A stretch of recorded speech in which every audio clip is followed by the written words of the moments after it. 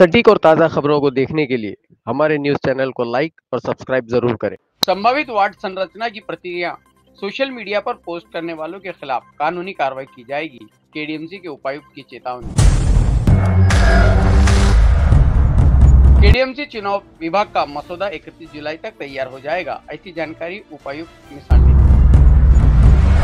कल्याण डोंबिवली महानगर पालिका आम चुनाव के लिए महानगर पालिका प्रशासन गुप्त रूप से वार्ड संरचना का मसौदा तैयार कर रहा है,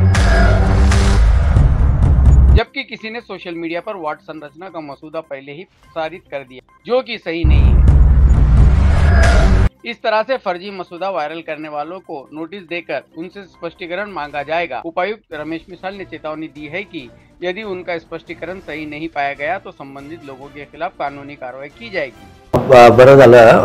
ॲक्च्युली काय महाराष्ट्र शासनाने आता येणारे जे आगामी महापालिकेच्या सार्वत्रिक निवडणुका आहेत त्याच्या अनुषंगाने 10 जूनलाच प्रभाग रचना तयार करण्याचे नियम तयार केलेले आहेत।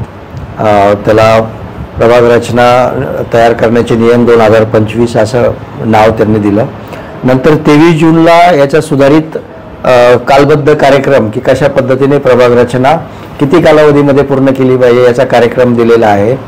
शिवाय त्याचे काही मार्गदर्शक तत्व दिलेले आहेत की प्रभाग रचना तयार करताना काय काय गोष्टी विचारात घेतल्या पाहिजे, जसं की रस्ते, बाउंड्री, प्रगणकगण ह्या सगळ्या विचारात घेतल्या पाहिजेत आणि याचे मार्गदर्शक सूचनांचा विचार करून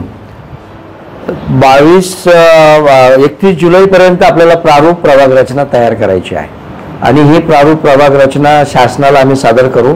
शासनाकडून निवडणूक आयोगाची मान्यता घेतल्याच्या नंतर प्रारूप प्रभाग रचना जी आहे ती 22 ते 28 ऑगस्ट या दरम्यान प्रसिद्ध केली जाईल आणि त्याच्यावरती हरकती आणि सूचना नागरिकांच्या मागितल्या जाणार आहेत।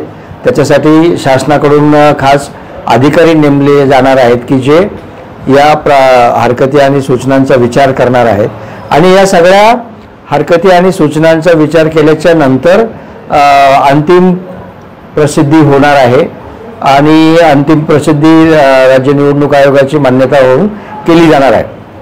तर यावेळी आम्ही प्रारूप प्रसिद्धी करू त्यावेळेस आम्ही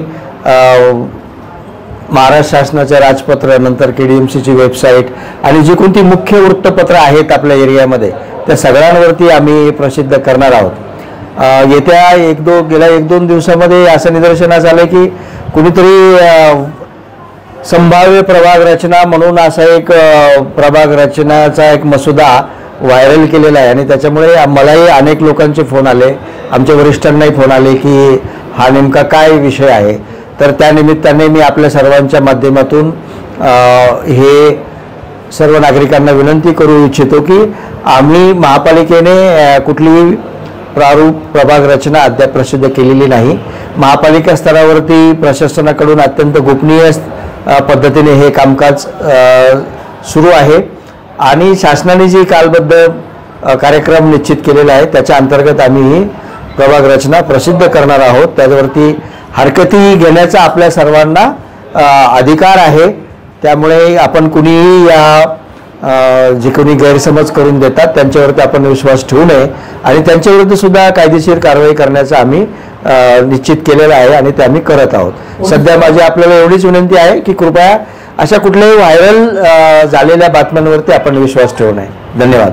सर, या संदर्भात काय गुन्हे वगैरे दाखल करणार का? ते आम्ही नोटीस देणार आहोत संबंधितांना आणि जर खुलासा योग्य वाटला नाही तर आम्ही कायदेशीर कारवाई सुद्धा करू।